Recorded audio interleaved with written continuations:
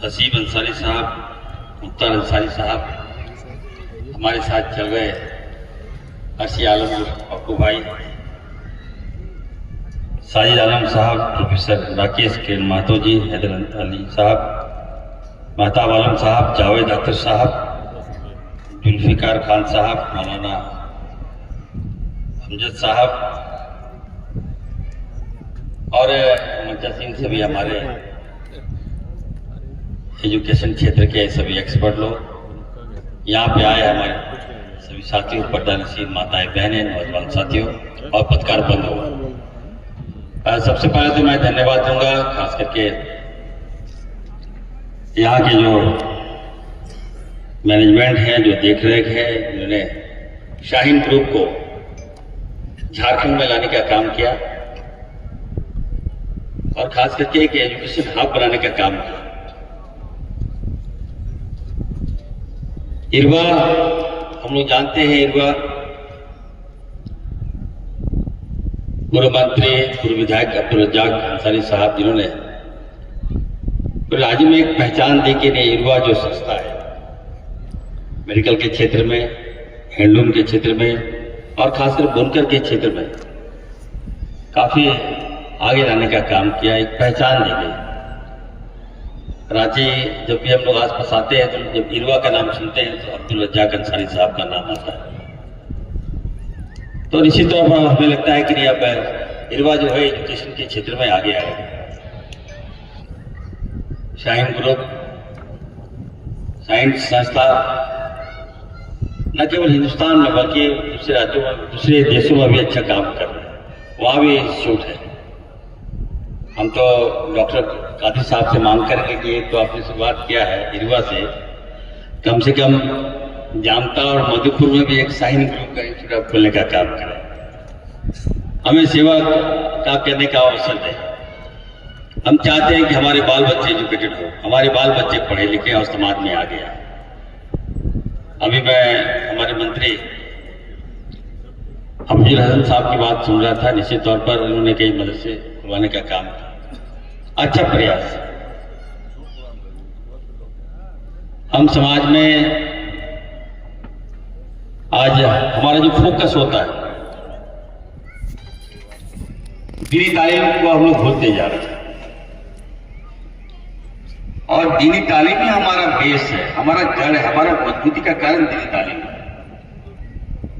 और वैसे संस्था जहां दीनी तालीम भी हो और दुनियाई तालीम भी, वैसे संस्थानों को हम लोग मजबूत करेंगे। हम लोग दो मंत्री हैं, हम और भी लोगों को कहेंगे कि आप लोग बढ़ चढ़ कर आगे आइए,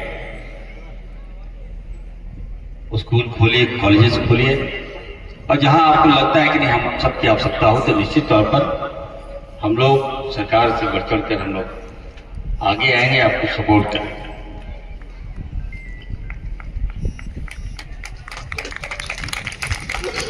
दूसरी ओर मैं कहूंगा कि राज्य हमारा है और अभी भी हम लोग जीत कर आए हैं, दोनों मंत्री बनकर आए हैं। हमें लगता है कि अब तक तो हम लोग काम शुरुआत भी नहीं की। 14 तारीख के बाद हम लोगों का काम देखने को मिलेगा। मैं अपनी ओर से आप तमाम जनता को, यहाँ के आवाम को बहुत बहुत मुबारकबाद देता हूँ, बहुत बधाई देता हूँ कि आप लोगों की एकता ने, एकजुटता ने एक मिसाल पेश किया और हम लोगों ने एक निष्पक्ष सरकार, महागठबंधन की सरकार, इसको आप लोगों ने चुना। और आज जिस तरह से सांप्रदायिक शक्तियों ने झारखंड का माहौल खराब करने का प्रयास किया, हमें बदनाम करने का प्रयास किया, हमारे समाज को बदनाम करने का प्रयास किया, यहां तक कि हमारे अल्पसंख्यक समाज को नीचा दिखाने का प्रयास किया। कभी हमें बांग्लादेशी कहा जाता था, कभी हमें घुसपैठिया कहा जाता था, लेकिन आपकी एकता, आपकी अखंडता ने, आपकी एकजुटता ने यहाँ पे हमारी सरकार को बनाया है। निश्चित तौर पर मैं कहना चाहता हूं, आज हमारे मुख्यमंत्री आदरणीय हेमंत सोरेन जी के नेतृत्व में नई सरकार का गठन हुआ है। उनकी सोच है आम जनता को मजबूत करें, गरीब को मजबूत करें, हमारे बाल बच्चों को एजुकेशन दें। जब भी हम लोग बैठते हैं, कैबिनेट में बैठते हैं, तो उनका जो फोकस होता है, बिना भेदभाव का हम लोग चाहते हैं कि हमारे बच्चों को हम लोग तालीम दें, एजुकेशन दें। इसके तहत हम लोगों ने खास करके स्कॉलरशिप हम लोग दे रहे हैं। जितना स्कॉलरशिप चाहिए बिना भेदभाव का हम लोग स्कॉलरशिप देंगे। जो बच्चे और बच्चे बाहर पढ़ना चाहते हैं, जो माँ बाप एफर्ट नहीं कर रहे हैं, हमारी सरकार एफर्ट करेगी।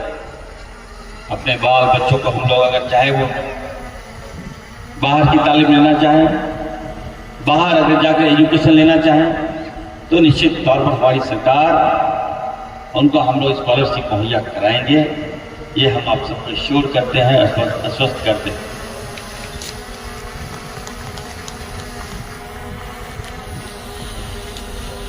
दूसरी ओर मैं कहना चाहता हूं, इससे पहले हमें माननीय मुख्यमंत्री जी ने ग्रामीण विकास मंत्री बनाया था। 4 महीने का समय था, लेकिन मैंने काम करके दिखाया है लोगों को कि नहीं, विभाग कोई भी हो, काम करने वाला होना चाहिए। आज आप देखिए, बिना भेदभाव का ऐसे ऐसे क्षेत्र में कहना चाहता हूं, राज्य लिए 24 साल हो गया, लेकिन हमारे खास करके 18 सालों में भाजपा ने किस तरह से हमारा हक छीना, मैं बता नहीं सकता। जब मैं गजट देख रहा था, जब मैं आंकड़े देख रहा था, तो सबसे ज्यादा कोई शोषित हुआ है इस राज्य में, तो हमारा अल्पसंख्यक कौन शोषित हुआ। हर क्षेत्र में हमें रोका गया, हर बहालियों में हमारी जीरो तालाबी नहीं है। हमारी बहाली हमें आपस में लड़ाकर, भाई भाई में लड़ाकर हमारा हक छीनने का काम भाजपा ने। किसी भी क्षेत्र में चले जाइए, किसी विभाग में चले जाइए, हमारे बच्चे बहुत कम मिलेंगे आपको। लेकिन हम लोग आ गए हैं, जदी के साथ आ गए। हमने कहा थोड़ा समय दीजिए। जितना 18 सालों में हमारा हक भाजपा ने छीना है, मैं सोच समय तक अगर मैं नहीं दिलवा दूं, तो मैं फुरकान अंसारी का बेटा नहीं याद नहीं। हमें रोकने का प्रयास करता है भाजपा वाले। अरे भाजपा के लोग, जितना रोकोगे याद रखना, जहां हेमंत सोरेन हो, जहां इरफान अंसारी हो, वहां भाजपा कभी नहीं आ सकती है। सपना देखना छोड़ दिया। अभिजुल भाई हो, हम लोग मिलजुल के काम करेंगे। और हर क्षेत्र में जहां पुल नहीं था आपका, मैं देख रहा हूं अल्पसंख्यक गांव में पुल नहीं है, अल्पसंख्यक के क्षेत्र में रोड नहीं है। क्यों भाई, कौन सा पाप कर दिया है लोगों ने? हमारा राइट है इस देश में। इस देश की आजादी में हमारी कुर्बानियां हैं, हमारे लोग शहीद हुए हैं। यहां हम जिस परिवार से आते हैं, जिस खानदान से हम आते हैं, भारत से, हमारे दादा परदादा अंग्रेजों ने गोली मार दिया हमको। उस पर अगर आप क्वेश्चन कीजिएगा तो ये तो बर्दाश्त के बाहर की बात है। हमने हर जगह हमने कहा कि नहीं, संविधान का शपथ हम खाए हैं तो हर क्षेत्र का विकास करेंगे। हमने आदिवासियों के क्षेत्र में चले जाइए, कोई ऐसा रोड नहीं, गांव में रोड नहीं होगा जो दिया नहीं मैंने। पुल पुलिया दिया, दलित के यहाँ भी हमने दिया, और अल्पसंख्यक के यहाँ भी हमने दिया। और अब तो मुझे स्वास्थ्य मंत्रालय का मौका मिला। हमें तो माननीय मुख्यमंत्री हेमंत सोरेन जी और राहुल गांधी जी ने कहा कि नहीं, अब आपको स्वास्थ्य देखना है। खाद्य आपूर्ति भी है हमारे पास और आपदा विभाग भी है। मेडिकल के क्षेत्र में बहुत बड़ा बदलाव हम करने जा रहे हैं, आप लोगों को देखने को मिलेगा। स्वास्थ्य की गारंटी, मैं तो पढ़ा हूं विदेश से, MBBS भी हूं, MD भी हूं। अभी हमारी बहन हमारे बारे में बता रही थी, 3 बार का विधायक हूं मैं, और सेवा का अवसर दिया है हेमंत जी ने मुझे एज ए स्वास्थ्य मिनिस्टर। तो निश्चित तौर पर झारखंड में स्वास्थ्य की व्यवस्था को सुधारना है, मुझे क्रिटिसाइज नहीं करना है। जो हुआ सो हुआ, लेकिन अब जो है इसको ठीक करना है। मैं विदेश में पढ़ता था तो वहां पे स्वास्थ्य के लोगों को गारंटी है, उनको चिंता नहीं होता था कि हम बीमार हैं कि क्या होगा, इलाज होगा कि नहीं होगा। वहां जो हेल्थ कमर्शलाइज नहीं हुआ है वहां, लेकिन हमारे हिंदुस्तान में आप चले जाइए, अगर कोई हॉस्पिटल खोलिएगा तो एजुकेशन खोलिएगा तो वो लगता है कि व्यवसायिक करने लोग कर दिया। ये मैं नहीं चलेंगे। आने वाले दिनों में आप देखिएगा 14 तारीख के बाद आपको स्वास्थ्य के क्षेत्र में बहुत बड़ा बदलाव देखने को मिलेगा। आम लोगों के लिए भी हम अच्छी स्वास्थ्य व्यवस्था करने जा रहे हैं। आज प्राइवेट सेक्टर में आप देख लीजिएगा, कभी कभी अफसोस होता है। ये अनवर साहब हैं, प्लीज डोंट माइंड अनवर साहब। हॉस्पिटल जो है एक रेट मैं फिक्स करूंगा, किसी का 12 दिन में 13 लाख बिल हो जाता है। अरे भाई कौन सा इलाज दे रहे हैं, कौन सा इलाज कर रहे हैं भैया? 4 दिन एडमिट हुआ 9 लाख बिल कहां से देगा भैया? लोग मजबूरी में आता है हॉस्पिटल की मेरा इलाज हो जाए, ट्रीटमेंट मेरा हो जाए।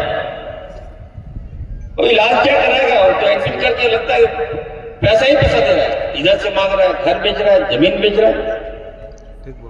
इसलिए मैं अपने आवाम को आश्वस्त करता हूं कि मैं बहुत जल्द सभी हॉस्पिटल में मैं रेट फिक्स कर दूंगा। MRI का एक ही रेट होगा, CT स्कैन का भी एक रेट होगा, जो जांच होगा उसका भी एक रेट होगा, डॉक्टर का जो इलाज है वो भी एक रेट होगा। उसके बाद मैं देखता हूं कि बिल कैसे बनाते हैं। मैं अपने लोगों को खून नहीं दूंगा पीने, याद रखिए।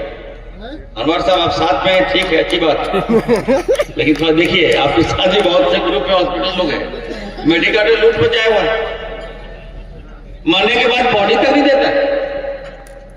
अभी हल्का मचाया हुआ है, मतलब बता दिया हमें, कोई भी हॉस्पिटल याद रखिएगा मर गया तो उसका बॉडी आपको फ्री में देना होगा।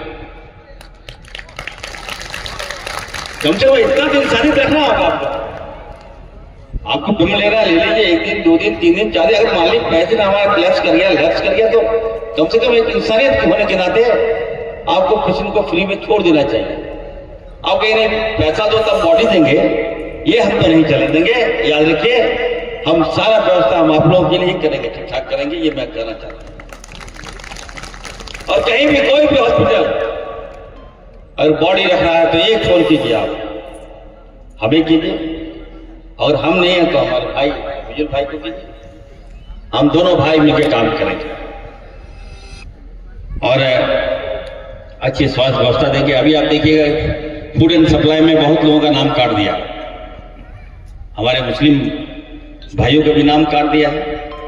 जिस दिन हमने पदभार लिया हमने कहा कि नहीं, जिसका नाम काटा है उसको जुड़वा। 5.5 लाख लोगों का नाम हम राशन कार्ड में जोड़ने जा रहे हैं। 2G व्यवस्था था, 2G में 5-5 महीना चावल ही नहीं मिल रहा है लोग। खैर आप लोग तो माशाल्लाह आप लोग अमीर लोग हैं, यहाँ नजर आ रहा है। गरीब लोगों को चावल ही नहीं मिल रहा है, 3-3 महीना का चावल नहीं मिल रहा है, 4-4 महीना का चावल नहीं मिला हमारे एरिया में। हमने बोला क्यों भाई? कहता सर मशीन ही बहुत स्लो है, 2G मशीन। भाई अभी फालन सारी मंत्री बन गया, 2G क्यों? 4G मशीन लगाओ। तो बहुत जल्द 4G मशीन आ रहा है, 5G मशीन हम देने जा रहे हैं। आप लोग को सही समय पे हम अनाज देंगे। 5 जो हमारे मुख्यमंत्री जी का सपना था कि 5 kg बढ़ाकर 7 kg कर दिया जाए, तो 7 kg हमने कर दिया है। धान का क्रय जो है हमारे किसान भाइयों के लिए, जो धान का जो औसतन 2300 रुपया था हमने 2400 रुपया कर दिया, और 100 रुपया मुख्यमंत्री जी की ओर से बोनस के तहत हमने दिया। तो निश्चित तौर पर बहुत बदलाव करने को मिलेगा। हमारे मुख्यमंत्री जी ने हम दोनों पर बहुत बड़ी जवाबदेही दी है, और जल संसाधन के मंत्री हैं हमारे अफजल भाई, हम चाहेंगे उनसे भी कम से कम बहुत बड़ा विभाग है आपके पास, तो लोगों को आप पानी पहुंचवा दिए, जन तक पानी आप पहुंचवाइए। डैम के माध्यम से, जूरिया के माध्यम से पानी आना चाहिए। फिर से मैं कहूँगा खास करके साइन ग्रुप के यहाँ पे जो डायरेक्टर हैं उनको मैं बहुत बहुत मुबारकबाद देता हूँ, बधाई देता हूँ कि बहुत अच्छी सोच के साथ आप आगे बढ़ रहे हैं। आपने खास करके जो एजुकेशन के क्षेत्र में जो आपने शुरुआत किया है, एक हमें लगता है कि मील का पत्थर साबित होगा। मैं अपने ओर से आपको बहुत बहुत शुभकामनाएं देता हूँ, बधाई देता हूँ। और खास करके डॉक्टर कादिर साहब का, कि कादिर साहब आप शायद फॉरेन में भी आपका इंस्टीट्यूट चल रहा है, तो एक इंस्टीट्यूट हमारे मधुपुर में और एक इंस्टीट्यूट हमारे जामताड़ा में आप खुलवा दीजिए। हम लोग तो उतने बड़े आदमी नहीं है और हम लोग के पास बैकअप नहीं है। आपके जैसा बैकअप हम लोग सट जाए तो निश्चित तौर पर हम लोग राज्य का कल्याण कर सकते हैं, उत्थान कर सकते हैं। आप सबने मुझे यहाँ बुलाया, जो सम्मान दिया उसके लिए बहुत बहुत आभार, बहुत बहुत शुक्रिया। अस्सलाम वालेकुम।